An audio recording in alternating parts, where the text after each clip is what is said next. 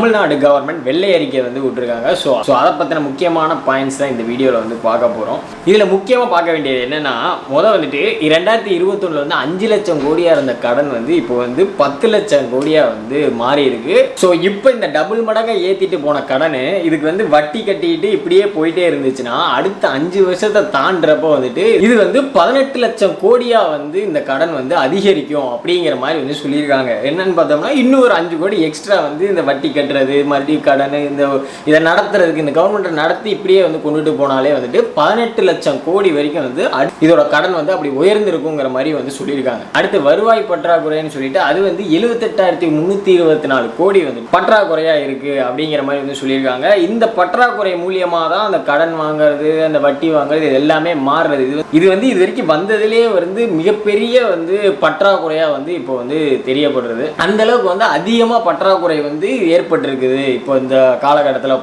இப்போ மொத்த வருவாயில் பார்த்தோம்னா வந்து 22% வந்துட்டு வட்டிக்கு மட்டுமே வந்து செலவு பண்ணுறாங்க. ஸோ இதை தாண்டி பார்த்தோம்னா சொந்த வருவாயிலேருந்து 1/3 பங்கு வந்து இந்த வட்டிக்கே வந்து செலவழிக்கிறாங்க. ஸோ இந்த தமிழ்நாடோட அரசு வாங்கிய கடனுக்கு வந்து ஒரு ஆண்டுக்கு வந்து வட்டி செலவு மட்டுமே வந்து 67,050 கோடி வந்து இந்த வட்டி செலவு மட்டுமே ஆகிட்டு இருக்கு. ஸோ இந்த சாதாரண பொதுமக்கள் நம்மளாம் வந்து யோசிச்சோம்னா 67,000 கோடி எங்கடா இருக்குது, இவ்வளோ பெரிய அமௌண்ட் வந்து ஒரு வட்டி கட்டியே வந்துட்டு அப்படிங்கிற மாதிரி வந்துட்டு தமிழ்நாடு வந்து ரன் ஆகிட்டு இருக்கு. இதெல்லாம் யோசிச்சாலே வந்துட்டு என்னடா பண்ணி வச்சிருக்கீங்க, என்னடா பண்ணிட்டு இருக்கீங்க அப்படிங்கிற மாதிரி தான் இருக்குது உள்ள வரும்போது. அந்த மாநில மொத்த உள்நாட்டு உற்பத்தி மதிப்பில் வந்து தமிழ்நாட்டோட கடன் விகிதம் வந்து 28.3% வந்து இருக்குது. ஸோ வந்து இது மற்ற மாநிலங்களை விட வந்துட்டு ரொம்ப வந்து அதிகமாக இருக்குது அப்படிங்கிற மாதிரி வந்து சொல்லியிருக்காங்க. இந்த அளவுக்கு இது வந்து இத்தனை பர்சன்டேஜ் வந்து அதிகமாகவே இருக்கக்கூடாது, அந்த அளவுக்கு வந்து இதில் வந்து டெஃபிஷியன்ட் இருக்குது அப்படிங்கிற மாதிரி வந்து சொல்லியிருக்காங்க. இதில் மொத்த வருவாயிலே வந்துட்டு வட்டி, சம்பளம், இந்த ஓய்வூதியம், இந்த கவர்மெண்ட் எம்ப்ளாயீஸ்க்கு வந்து இந்த சம்பளம் கொடுக்குறது, சேலரி, பென்ஷன்ஸ், இந்த மாதிரி வட்டி கட்டுறது, இது எல்லாத்துக்கும் மட்டுமே வந்துட்டு 64% வந்து நிதி வந்து செலவாகுது. ஸோ ஒரு தொகையில் மொத்த தொகையில் வந்துட்டு இதுக்கே வந்து இவ்வளோ செலவு பண்ணுறாங்கன்னா இதை தாண்டி தான் வந்து உங்களுக்கு சொன்ன வெல்ஃபேர்ஸு இந்த மாதிரி விஷயங்கள் எல்லாத்தையுமே அவங்க வந்து பண்ணணும்.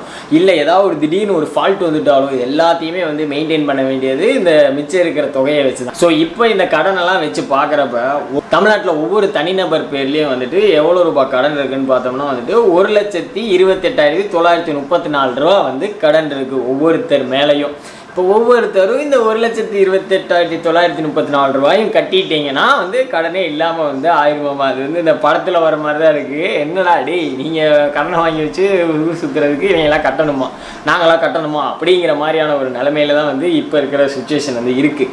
இதை வந்து இப்போயே வந்து கம்மி பண்ணல, அடுத்த 5 வருஷத்தில் வந்து இதை கம்மி பண்ணுறதுக்கான வேலையை தான் பார்க்கணுமே தவிர கம்மி பண்ணலைனால் இன்னமும் வந்து எச்சாகும். இன்னமும் இது வந்துட்டு இன்னும் ஒரு 5 லட்சம் கோடி எச்சாயிருச்சு. இன்னமும் இதிலிருந்து இன்னும் ஒரு 50,000 ரூபாயோ 70,000 ரூபாயோ வந்து எச்சாயிரும். இன்னும் 2 லட்சம் வரைக்கும் வந்து உயர்ந்துடும் அடுத்த 5 வருஷத்துல. இப்போதைக்கு அப்படிதான் வந்து சொல்லியிருக்காங்க. ஸோ கடந்த ஆட்சியிலிருந்து இந்த ஆட்சி வந்தப்போ வந்துட்டு எவ்வளோ வந்து உயர்ந்திருக்குன்னு பார்த்தோம்னா 92% வந்து உயர்ந்திருக்கு இந்த கடன்.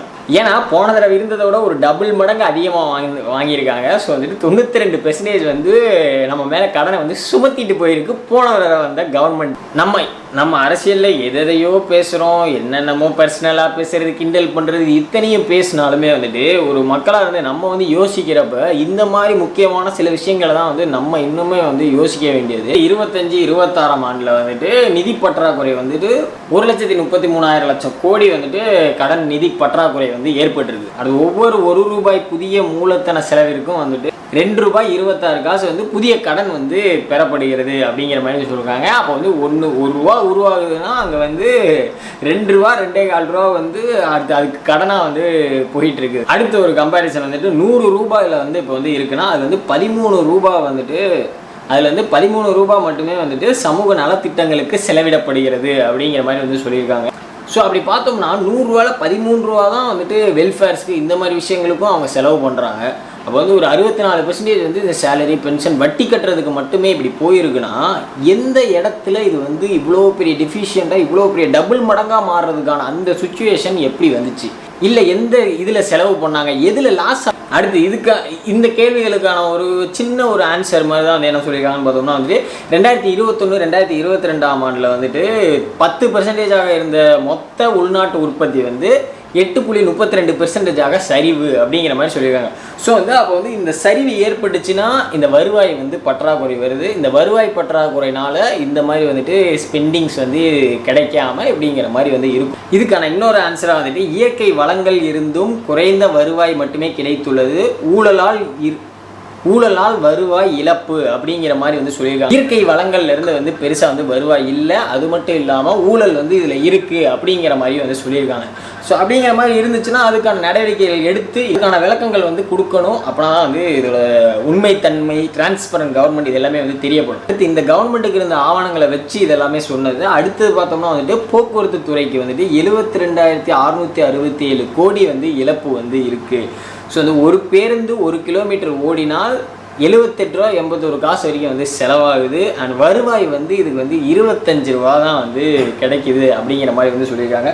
ஸோ மொத்த பிரச்சனையும் இப்போ வந்து எங்கேங்கிற மாதிரி சொல்லியிருக்காங்கன்னு பார்த்தோம்னா மேக்ஸிமம் வந்து இந்த பேருந்துனால தான் வந்து பிரச்சனை. 1 கிலோமீட்டர் ஓடிச்சுன்னா 78 ரூபா வரைக்கும் செலவாகுது, பட் வந்து கிடைக்கிறது பார்த்தோம்னா 25 ரூபா தான் கிடைக்குது. இந்த ஒரு பெரிய பிரச்சனையே வந்துட்டு சொல்லிடலாம் இங்கே நடந்த டெஃபிஷியன்ட் எப்படிங்கிற மாதிரி. அப்போ வந்து இந்த இடத்துல இப்போ பேருந்தில் இந்த பிரச்சனை இருக்குன்னா அதை வந்து ஒன்று சரி பண்ணியிருக்கணும். எப்படி வந்து வருவாயை கூட்டலான்னு ஒன்று சரி பண்ணியிருக்கணும்.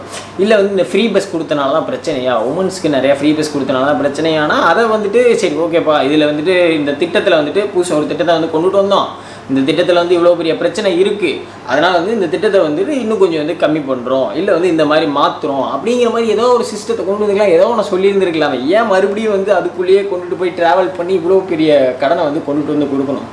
இல்லை வந்து இதெல்லாம் வந்து பார்க்கலையா, இல்லை இதெல்லாம் உங்களுக்கு வந்து தெரியலையா, இல்லை தெரிஞ்சுமே அதெல்லாம் பரவாயில்ல நாங்கள் பார்த்துக்குறோம்பா அப்படின்னு சொல்லிட்டு இந்த கடனை வந்து அப்படி கொண்டுட்டு போய் இப்படி தூக்கிட்டு போனீங்களா?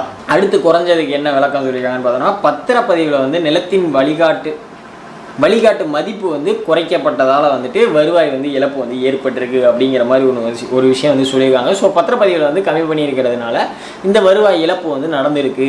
அடுத்து முக்கியமான ஒரு பிரச்சனை வந்து தூக்கிட்டு வந்திருக்காங்க. மின் வாரியத்தில் வந்துட்டு 2.47 லட்சம் கோடி கடன் உள்ளது அப்படிங்கிற மாதிரி ஒரு விஷயத்தை வந்து சொல்லியிருக்காங்க. ஸோ வந்துட்டு இவ்வளோ பெரிய கடன் எப்படி ஆச்சு? ஃப்ரீ கொடுத்தனாலையா, ஃப்ரீ 100 யூனிட்ஸ்னாலையா?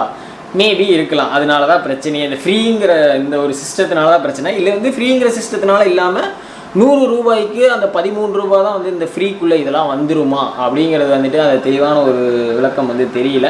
பட் வந்து தெரிஞ்சதுன்னா சொல்லுங்கள், யாருக்காவது தெரிஞ்சதுன்னா. ஸோ வந்துட்டு மின் வாரியத்தில் வந்துட்டு 2.47 லட்சம் கோடி வந்துட்டு இப்படி கடனில் உள்ளது. இதனாலேயே வந்துட்டு என்னென்னா எம்ப்ளாயீஸ் வந்து அதிகமாக வந்து அவங்க வைக்கவே இல்லை. ஸோ அதை வந்து இந்த மின் வாரியத்தில் வந்து நிறையா பிரச்சனை இருந்தப்போ வந்துட்டு இந்த மாதிரி வந்துட்டு ஊழியர்களே வந்து கம்மியாக தான் இருக்காங்க அப்படிங்கிற மாதிரி ஒரு குற்றச்சாட்டுமே வச்சுருந்தாங்க.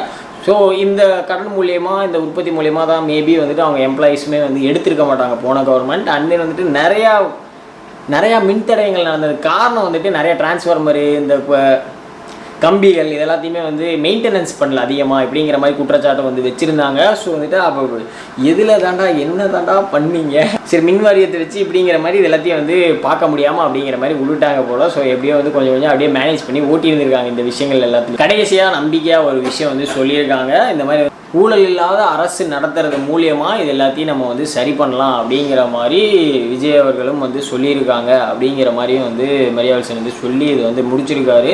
ஸோ வந்து இந்த டிரான்ஸ்பரண்ட் கவர்மெண்ட், இந்த கரப்ஷன் ஃப்ரீ சிஸ்டம் இது மூலியமாக வந்து இதை வந்து ஸ்டேபிள் பண்ண போகிறோம் அப்படிங்கிற மாதிரியான ஒரு விளக்கமும் வந்து கொடுத்து இது வந்து ஃபினிஷ் பண்ணியிருக்காங்க. ஸோ இதுக்கு மேலே தான் தெரியும், கவர்னன்ஸ் நடக்கிறது மூலியமாக தான் தெரியும் இதை வந்து ஸ்டேபிள் பண்ண போகிறாங்களா, இல்லை வந்து அடுத்த 5 ஆண்டில் வந்து 18 லட்சம் கோடியாக வந்து உயர்த்த போகிறாங்களா, இல்லை வந்து என்ன பண்ண போகிறாங்கன்னு இனிமேல் தான் வந்து தெரியும். ஸோ இங்கே தான் வந்து ரியல் கேமே வந்து ஆரம்பிக்குது. முக்கியமான கேமே இதுதான். இதை வந்து எப்படி வந்து மெயின்டைன் பண்ணுறாரு, இதை வந்து எந்தளவுக்கு வந்து மேனேஜ் பண்ணி அடுத்த 5 வருஷம் முடிகிறப்ப எப்படியான கடன் சுமையை வந்து கொண்டு வந்து நிறுத்த போகிறாரு அப்படிங்கிறதெல்லாம் வந்து அவர் எந்த அளவுக்கு நல்ல கவர்னன்ஸ் கொடுத்தாரு அப்படிங்கிறது எல்லாருமே வந்து விளக்கமாக வந்து தெரியும். இந்த ஃப்ரீ கொடுத்தாரு, இதை பண்ணிட்டாரு, சொன்னதெல்லாம் பண்ணிட்டாரு, அதெல்லாம் வந்துட்டு மெயினான கேமே கிடையாது. நல்ல எஜுகேட்டட் பீப்புள்ஸாக இருந்தீங்க, இதெல்லாம் வந்து புரிஞ்சதுனாலே போதும். ஏன்னா வந்துட்டு இதுதான் வந்து மெயின் கிரைசஸே. இதை வந்துட்டு சரி பண்ணாலே இதை வந்து மெயின்டைன் பண்ணுறாரு, மேனேஜ் பண்ணுறாரு அப்படிங்கிறதே வந்து அப்படிங்கிற மாதிரி இருந்துட்டாலே அவர் வந்து ஜெயிச்சிட்டாரு. அவர் வந்து கவர்மெண்ட் நடத்துறதுக்கான 100% வந்து அவருக்கு இருக்குது. ஒரு குடும்பத்திலே வந்து ஒரு கடன் ஒரு வந்து பிரச்சனை நிற்கிதுன்னா அந்த கடனை எந்தளவுக்கு வந்து மேனேஜ் பண்ணுற, எந்தளவுக்கு வந்து அதை குறைக்கிற, எந்தளவுக்கு வந்து வருமானத்தை கூட்டி இதை வந்து குறைக்கிற, கடன் இல்லாமல் கொண்டுட்டு போகிற அப்படிங்கிறதுல தான் நான் வந்து அந்த குடும்பத்தை எந்தளவுக்கு ரன் பண்ணுறதுங்கிற விஷயமே இருக்குது. அதே மாதிரி தான் வந்துட்டு இந்த கவர்மெண்ட் வந்து சூப்பராக ரன் பண்ணுறாங்கங்கிற அந்த ஒரு விஷயமே வந்து இதுக்குள்ளே தான் அடங்கியிருக்கு மெயின் மேட்ரு. இதை விட்டுட்டு வெல்ஃபேர் கொடுக்கல, இதை கொடுத்துட்டேன் அதை கொடுத்துட்டேன்னு வந்து சின்ன பிள்ளைத்தனமாக சண்டை போட்டுக்கிட்டு இருந்தீங்கன்னா அதெல்லாம் இங்கே மெயின் மேட்ரு கிடையாது. மெயினான விஷயம் இதுதான். இதை வந்து எந்தளவுக்கு வந்து அவர் ரன் பண்ணுறாரோ அதுதான் வந்து ஒரு முக்கியமான விஷயம், நீங்கள் ஓட்டு போடுறதுக்கான ஒரு நல்ல விஷயமே. ஸோ இவ்வளோ நாளாக இருந்த கொஸ்டினுக்கு வந்துட்டு நீங்கள் வந்துட்டு டிவிக்கு என்னப்பா பண்ணிருச்சு அப்படின்னு சொல்லி யாராவது ஒருத்தவங்க கேள்வி கேட்குறாங்க, இப்படியா அப்படியா அப்படிங்கிற மாதிரிலாம் வந்து கேள்வி கேட்டாங்கன்னா, இப்படி ஒரு நல்ல கவர்னன்ஸு இந்த கடன் சுமையை எப்படி எந்தளவுக்கு வந்து மேனேஜ் பண்ணியிருக்காங்க, நாங்கள் ஆரம்பித்தப்போ இப்படி இருந்துச்சுப்பா, முடிகிறப்ப நாங்கள் வந்து இப்படி கொண்டு வந்திருக்கோம்ப்பா, இதுதான்ப்பா எங்கள் கவர்மெண்ட்னா அவங்க வந்து டேரெக்டாக சூப்பராக சப்போர்ட் பண்ணுறவங்க, சப்போர்ட் கேட்குறவங்க, எங்கே பேசணுன்னாலுமே வந்துட்டு இது போதும்பா, இதுக்காக தான்ப்பா நாங்கள் ஓட்டு போட்டது, இதுக்காக தான்ப்பா இனிமேல் அவர் வரப்போகிறது, இப்படிங்கிற மாதிரி வந்துட்டு எப்படி வேணாலும் என்ன வேணாலும். ஸோ இனிமேல் தான் தெரியும், வெயிட் பண்ணி தான் பார்க்கணும் இந்த 5 வருஷத்தில் அவர் எந்தளவுக்கு வந்து ஆட்சியை இப்படி சூப்பராக வந்து கொடுக்க போகிறாருன்னு. ஸோ நீங்கள் என்ன நினைக்கிறீங்க இந்த வெள்ளை அறிக்கை கவர்மெண்ட் கொடுத்ததை பற்றின்னு சொல்லி கமெண்ட்டில் சொல்லுங்கள்.